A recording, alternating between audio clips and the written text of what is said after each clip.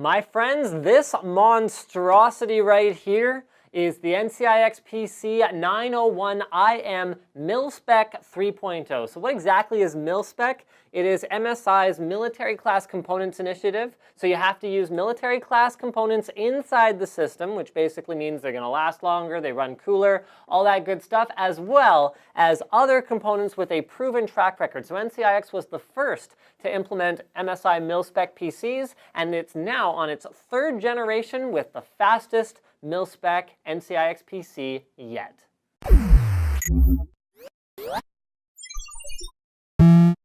So that certificate of quality and stability that I was waving around before in the intro is going to be affixed to the front of every Milspec PC. No, I'm just kidding, don't worry. It's not going to do that. It comes in the box, so you'll get that certificate, but you don't actually have to look at it because other than that certificate, the Fractal Design Arc XL is a very nice looking case. It's also extremely large and fits a lot of sweet hardware. So we'll start with the front where you've got 4 5.25-inch bays, of which none are populated. Optical drives are considered very optional on NCIX PCs these days, as well as a front mesh intake. Other than that, extremely smooth, extremely clean lines, and that is it for the front intake. On the top of the case, oh, it's heavy. Whoa.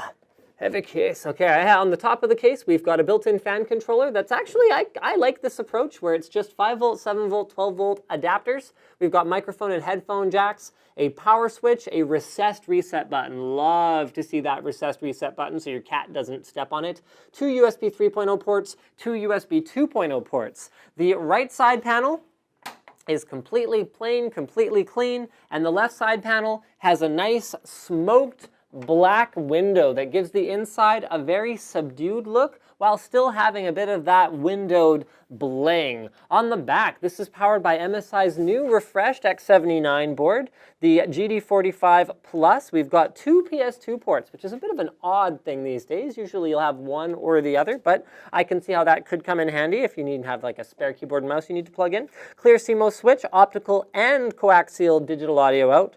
6 USB 2.0 ports, 2 USB 3.0 ports, gigabit Ethernet, and 7.1 audio. I/O for the graphics card is provided by an R9 280X gaming edition, and you have DVI, HDMI, and 2 mini display ports, giving you 4 displays off of it natively without any adapters whatsoever. Now, whenever we get up into these sort of $1,500, $2,000 plus systems, we start to get some pretty sexy hardware inside them, so I look forward to opening them up.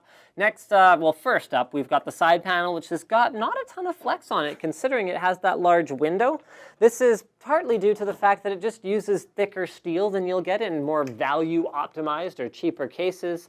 This means that the system does have some heft to it. I wouldn't necessarily want to move it around more than necessary, but it also has a good, quality feel to it. Whack that fan right there.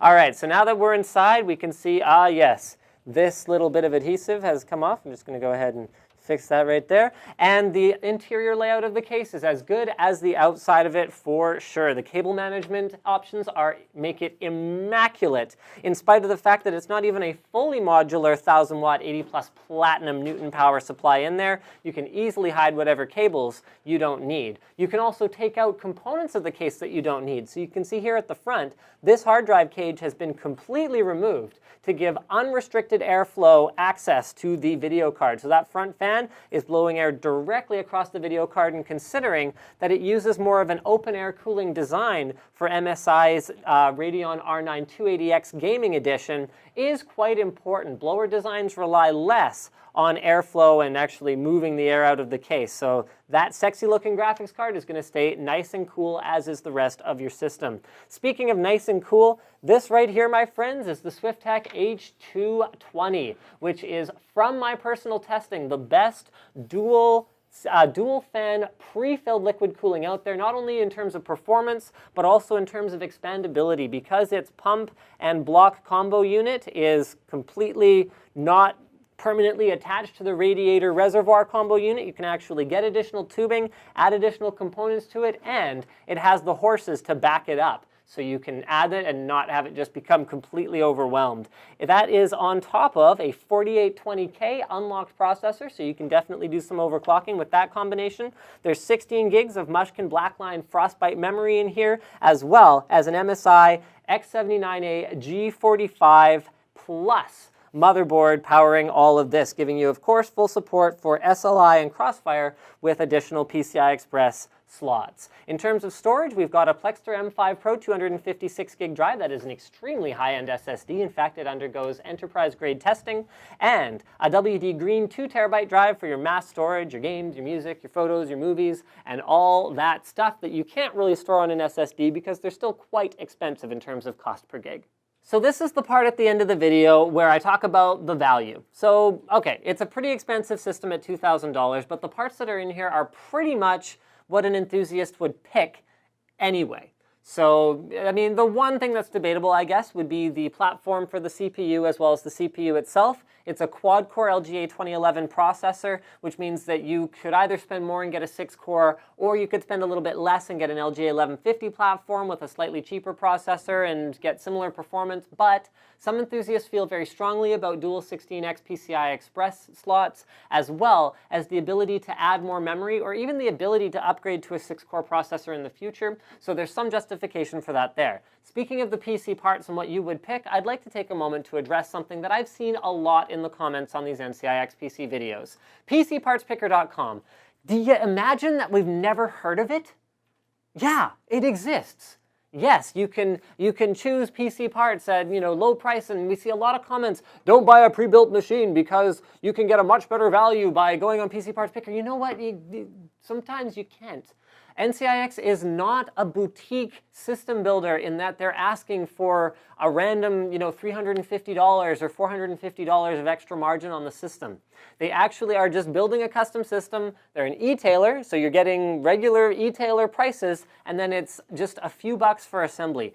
And combine that with the fact that NCIX works with their partners to negotiate special deals and special pricing on the components that go into these systems. I challenge you. Go to PC Parts Picker, spec out this exact machine. Now factor in the fact that you're getting a 1-year warranty, you're getting in-house tech support that is not outsourced, and you're getting someone to actually put it together for you, and it starts to look like a pretty compelling value. Now couple that with the fact that you're going to get a bunch of free stuff. So you get Never Style Silver, which anyone who's buying an R9 280X would get, but you also get Far Cry 3, Far Cry 3 Blood Dragon, Tomb Raider, and Crysis 3 to go along with your purchase. It starts to look pretty darn compelling. So yes, the system isn't cheap, but is it a good value compared to other system builders? Absolutely. Is it a good value compared to PC Parts Picker? I'll let you figure that one out on your own. Thank you for checking out this week's episode of NCIX Tech Tips on the NCIXPC 901 IM Milspec 3.0. Don't forget to subscribe to NCIX Tech Tips for more videos like this from NCIX.com.